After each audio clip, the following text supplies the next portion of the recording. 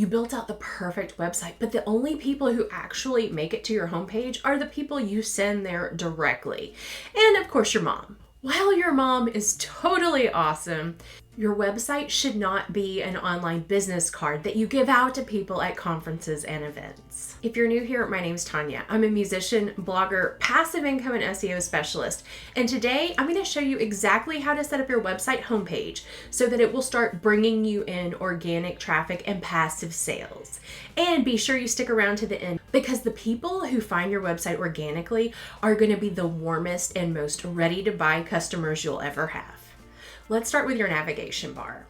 Your navigation bar is exactly what it sounds like. It is a tool that makes it easy to navigate your website. This is important for good user experience, and it's also a way Google can understand exactly what your website is about. You typically want to have no more than 5 or 6 items at the top of your navigation bar. More than that can be overwhelming and confusing. If you have more than 5 or 6 items in your navigation bar, look for different ways that you could stack them and condense them. This website is an excellent example of how they stacked and condensed items within their navigation bar, making it easy to navigate the website. Whereas this website is a little less. This is a great example of a website that just has a little too much on the navigation bar. So obviously they have the logo over here, but as you can see, they have all of these other tabs. And as you go in and click on these tabs, these are types of formula. At first, I looked at this and I was like, I don't even know what I'm looking at. But these are different brands of formula. So each brand has its own drop-down menu. From a standpoint of someone who knows exactly what they're looking for, this is going to be easy for them. But for the average person who's looking for a European baby formula, they may also get overwhelmed. Let's take a look. So we've got all of these formula brands. We have a contact us button, shipping, and information. And under information, we've got the about us, returns, mommy promise, mommy FAQ, mommy blog, and contact us again. So this is duplicated. Now, there are ways this can be simplified, and it really does need to be simplified. So I've simplified that now into only 5 tabs.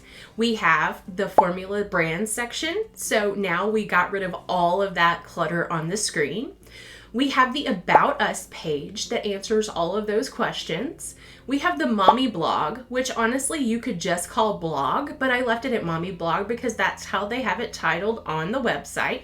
A frequently asked questions tab, and then finally a shop tab. Now, this is important to note.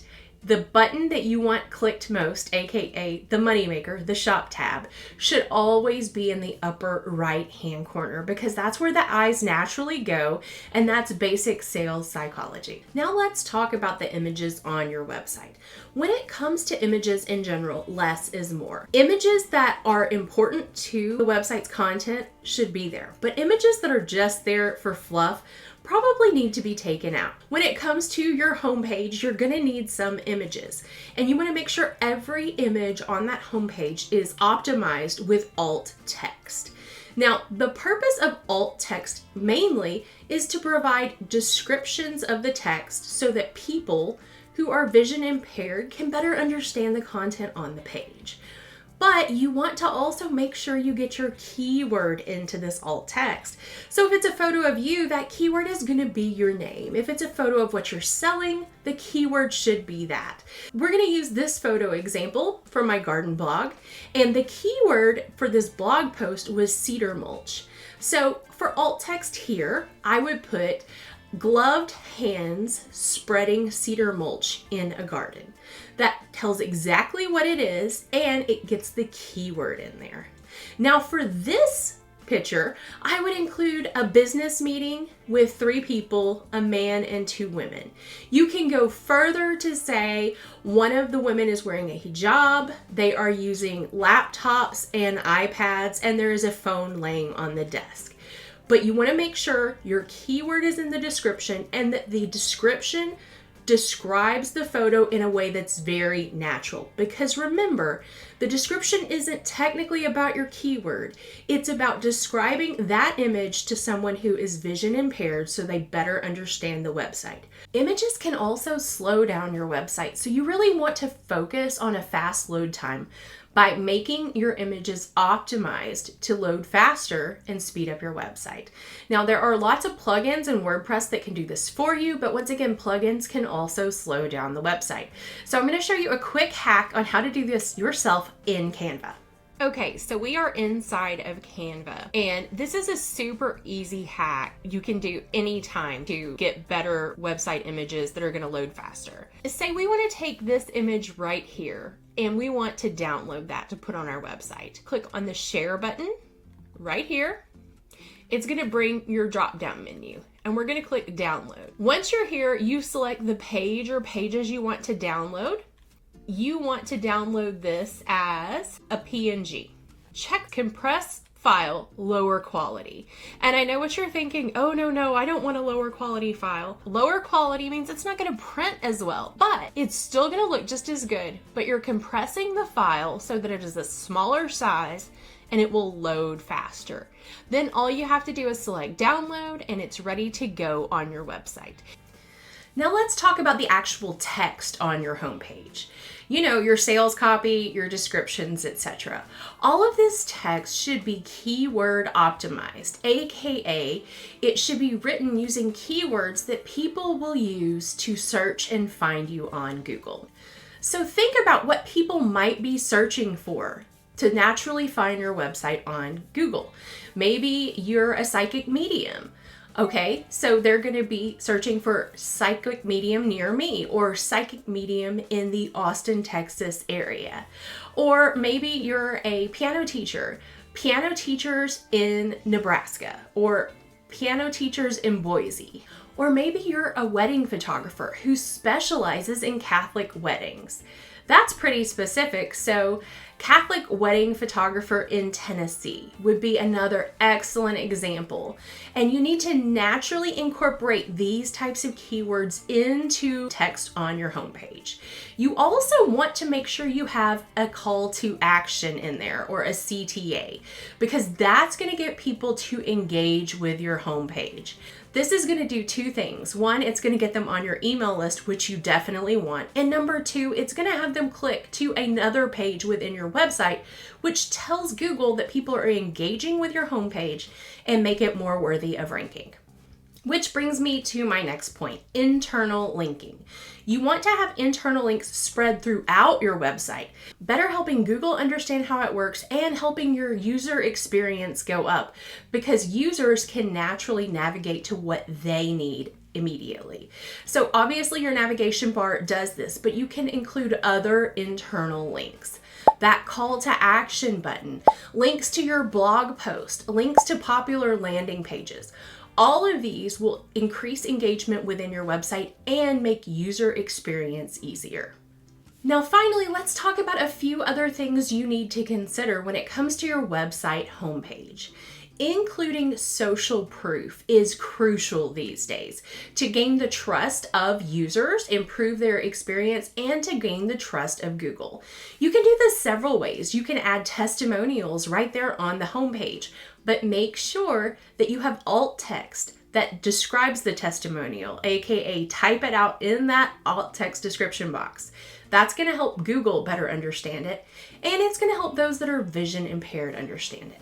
You can also include links to your social channels, your YouTube page, and include contact information like phone numbers, addresses, PO boxes, etc. All of this will help with social proof, with your customers trusting you and Google understanding that you're actually a business and you're not some bot out there just generating thousands of articles a day with AI.